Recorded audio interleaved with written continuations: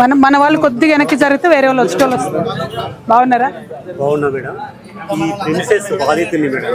ఈ ప్రెమిసెస్ బాధితుడా? ఏమైంది ఇక్కడ? అశోక్ నేను ఓకే. సింగరేణి నుంచి నేను లీజ్ తీసుకొని ఓల్డ్ అశోక థియేటర్ అని ఒక టాకీస్ కట్టుకున్నాం. ఏం థియేటర్?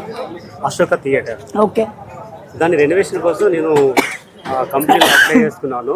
ఆ పర్మిషన్ కూడా వచ్చింది మనకి, అంటే కోర్టు ద్వారా రెనోవేషన్కి పర్మిషన్ ఇవ్వమని చెప్పి ఆర్డర్ వచ్చింది. ఓకే. ఈ లోపల కొత్తగా మనకి ఇక్కడ ఒక ఎమ్మెల్యే గారు వచ్చారు. ఓకే.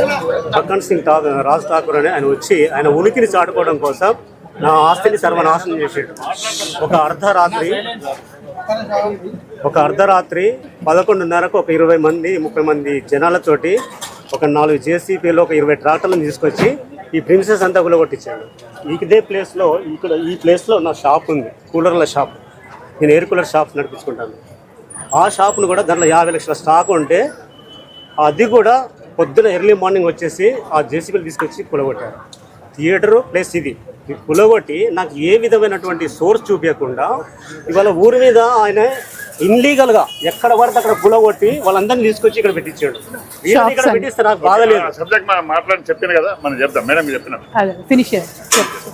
అయితే ఓకే, ఇలాంటి ఎమ్మెల్యేలు వాళ్ళ ఉనికి కోసం నాలాంటి వాళ్ళను ప్రణంగా పెట్టి దౌర్జన్యంగా ఇవన్నీ కులగొట్టడం జరిగింది మేడం.